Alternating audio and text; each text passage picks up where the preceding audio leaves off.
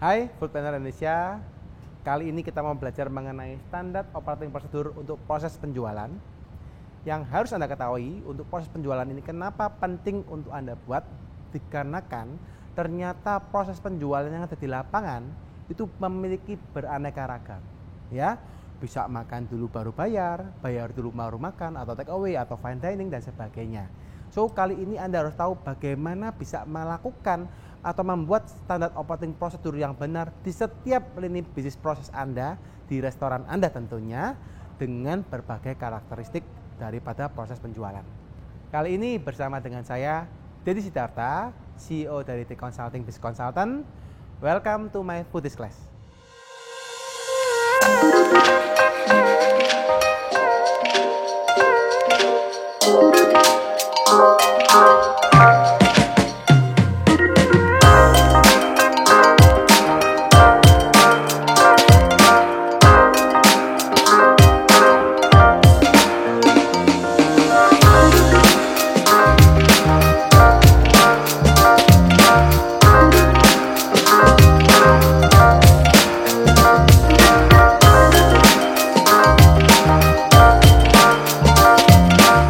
Chapter 2, kita akan belajar mengenai standar operating procedure proses penjualan untuk dine-in, ya, untuk makan di tempat, tapi kita makan dulu baru kita melakukan pembayaran. Jadi ada dua, nanti ada yang proses berikutnya ada bayar makan, yang ini kita akan belajar dulu makan dulu baru kita melakukan pembayaran.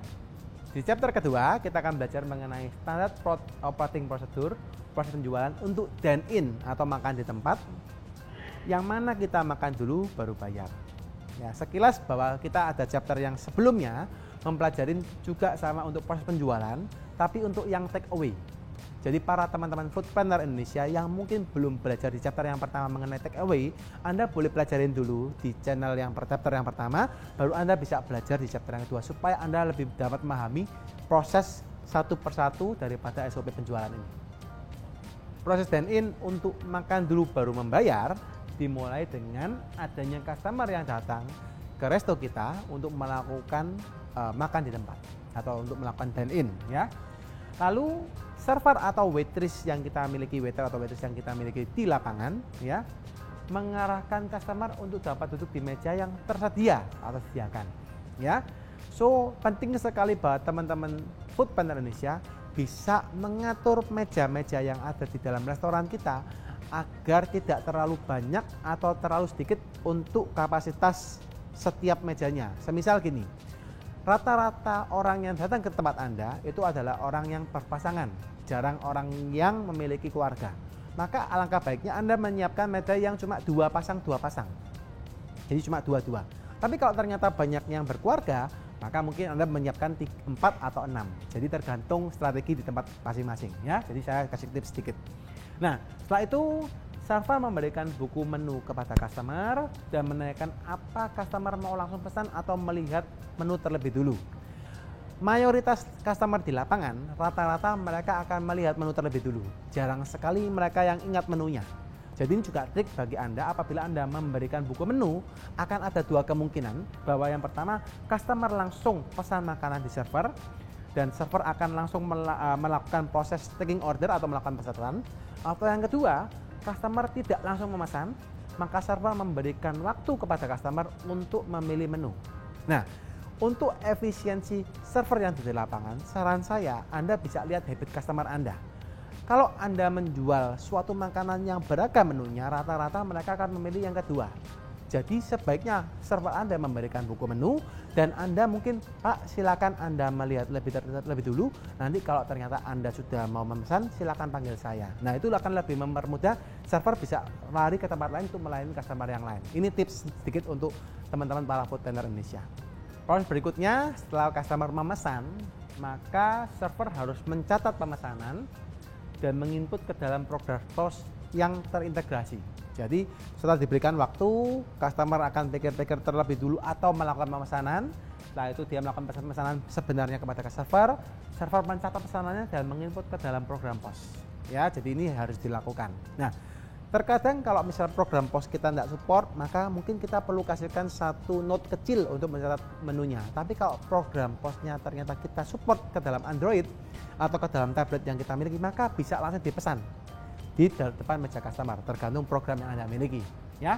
Nah, secara otomatis maka ketika menginput di dalam program pesanan, ya, either maksudnya dari Note dulu dimasukkan ke dalam satu server atau dari tablet gitu ya, maka pesanan akan langsung didirect kepada kitchen atau bar yang dalam bentuk order menu dari customer tersebut, ya. Nah, setelah itu biasanya setelah kita mengorder maka akan ada namanya order menu per table, ya, yang mana server harus melengketkan order menu itu, diambil dulu, dilengketkan ke meja customer, ya, atau diberikan satu wadah untuk meletakkan order menu tersebut sebagai checklist menu yang harus diantar oleh para server. Proses berikutnya adalah kitchen atau bar membuat pesanan seperti yang diorder oleh customer. Jadi kitchen atau bar mendapatkan order menu dan membuat seperti yang diinginkan oleh customer. Rata-rata waktu order menu, rata-rata mereka juga ada note, ya, misal tidak mau menggunakan MSG atau bawang gorengnya tambahin atau bawang gorengnya dikurangin atau jangan terlalu pedas. Nah, ini juga harus dilihat bahwa waktu membuat menu ini pastikan bahwa kitchen atau bar menyesuaikan dengan note yang diberikan oleh customer kita, ya. Setelah selesai, maka server kitchen atau bar memberikan info bahwa makanan bisa diantar kepada customer dan menginfokan kepada server, ya.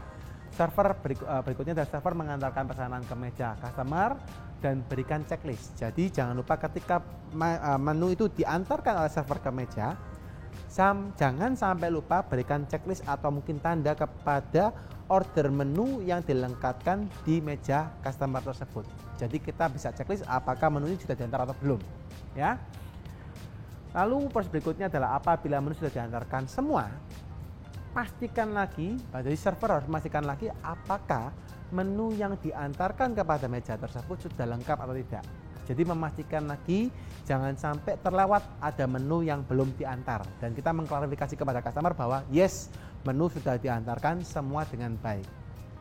Proses berikutnya setelah selesai makan, jadi setelah customer makan, dia proses selesai makan, maka rata-rata customer kita akan melakukan proses pembayaran. Jadi mereka akan meminta kepada kita untuk melakukan proses pembayaran.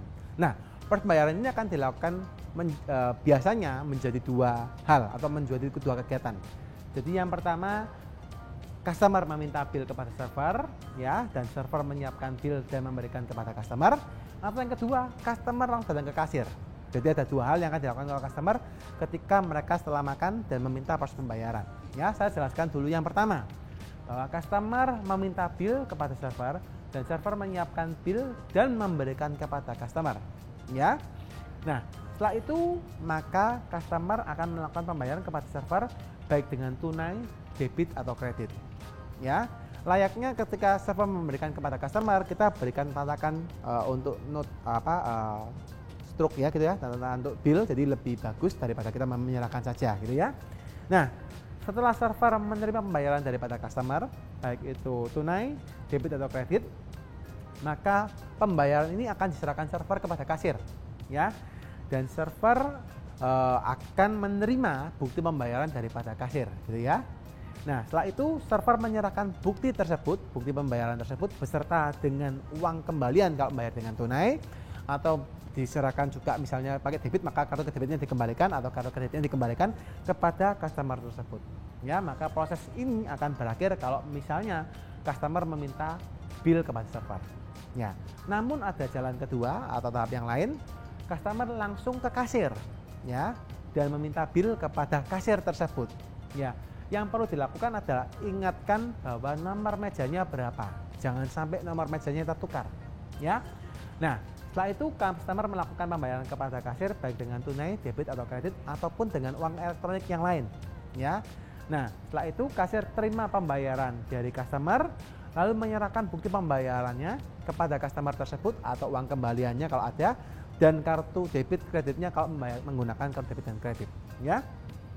Setelah itu dia akan menerbitkan, si kasirnya akan menerbitkan nota penjualan 2 rangkap, satu untuk customer, satu untuk kasir, dan akan diberikan ke finance. Dan proses penjualan untuk makan dulu baru bayar berakhir di sini, ya. Proses berikutnya di chapter 3 kita akan belajar mengenai proses penjualan untuk dine-in juga, tapi bayar dulu baru makan. Oke, sekian materi untuk kali ini, standar operating procedure untuk proses penjualan. Semoga dapat Anda terapkan dan dapat diaplikasikan dengan mudah di perusahaan Anda. Jangan lupa untuk subscribe aplikasi kita foodies.id. Thank you for watching my Foodies class.